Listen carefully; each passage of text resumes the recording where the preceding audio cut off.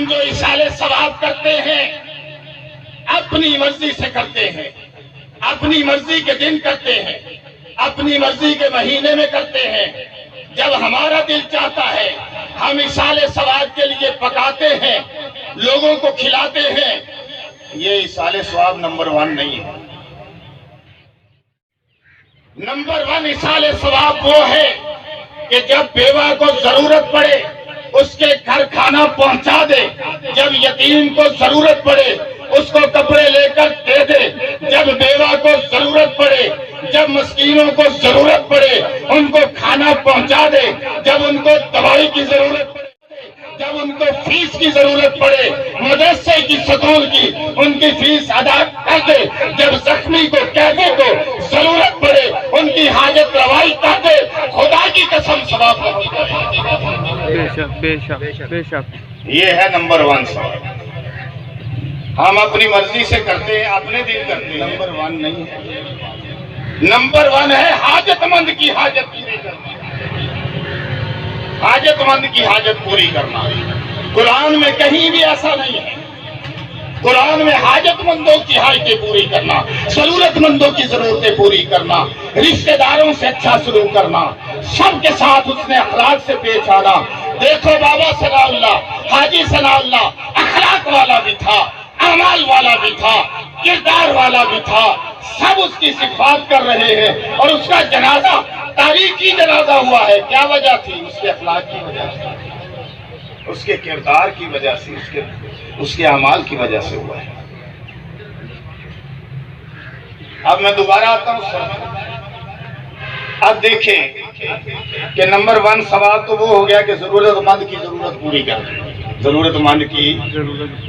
ہاں آپ بھی اپنے جو ہے وہ ایصال ثواب کے لیے ٹھیک ہے کرتے رہیں، کوئی بات نہیں، لیکن اصل ضرورت مند کی ضرورت پوری کرنا ہے۔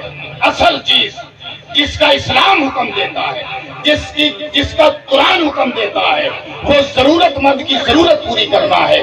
صحابہ کرام کا یہی وتیرہ تھا اور میرے اور آپ کے نبی صلی اللہ علیہ وسلم کا بھی یہی طریقہ تھا۔ حضور آئے تو سر آفرینش پا گئی دنیا، اندھیروں سے نکل کر روشنی میں آ گئی دنیا، بجھے چہروں کا سنگ اترا، ستے چہروں پہ نور آیا۔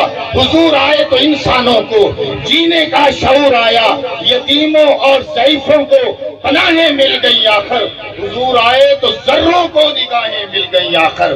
خرد کی شمع افروزی جنوں کی چارہ فرمائی، زمانے کو اسی امی کے صدقے سے سمجھ آئی۔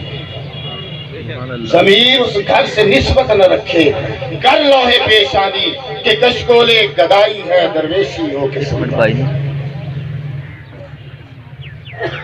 بات سمجھ میں آ رہی؟ اب قرآن میں جو والدین کی صفات بیان کی گئی ہیں، 10 منٹ 15 منٹ میرے پاس ہے، اس میں بیان کروں گا۔ ایک چیز کرنی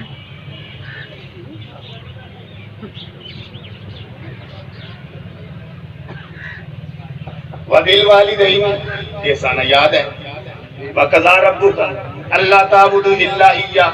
روئے زمین پر اللہ کی عبادت کے سوا کسی کی عبادت نہیں کریں، ناٹ ایٹ آل، بالکل نہیں کریں۔ وَبِالْوَالِدَيْنِ احسانًا، والدین کے ساتھ کیا کرنا ہے؟ احسان۔ علماء بیٹھے ہیں، ایک ہے نیکی، ایک ہے احسان۔ نیکی بھی احسان ہی ہے، لیکن احسان ہے نیکی سے بڑھ کر نیکی کرنی۔ آپ کے والدین نے آپ کے ساتھ نیکی کی ہے کہ کوئی نہیں، آپ کو پالا بڑا کیا، جوان کیا، آپ اس درخت کی مانند ہو گئے، ہم ہرے بھرے ہو گئے اس درخت کی مانند۔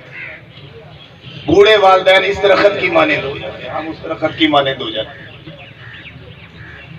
احسان کرنا ہے، نیکی نہیں۔ آگے چلو، اب اس پہ ساری بات ہو جائے گی۔ اما یبلغن عندک الکبر احدہما او کلاہما، اگر دونوں والدین میں سے ایک یا دونوں بڑھاپے کو پہنچ جائیں، فلا تقل لہما اف، ان کو اف تک بھی نہیں کہنا۔ کیوں؟ اس لیے کہ وہ بوڑھے ہو گئے، وہ چڑچڑے ہو گئے، ان کی طبیعت اکتاہٹ کا شکار ہے، وہ بیماریوں کا شکار ہو گئے، وہ لاچار ہو گئے، تیرے محتاج ہو گئے۔ جب تجھے بلائیں گے بیٹا سننا. اگر تو نے آگے سے کہا ٹائم نہیں ہے، کیا ستا رکھا ہے، کیوں ذلیل کر رکھا ہے، کیوں روک رہے ہو، تو کہے گا اللہ کا عرش ہل جائے گا. تو سمجھ آ رہی کہ کوئی نہیں آ رہی؟ تیرا کہنا بھی اللہ کو گوارا نہیں.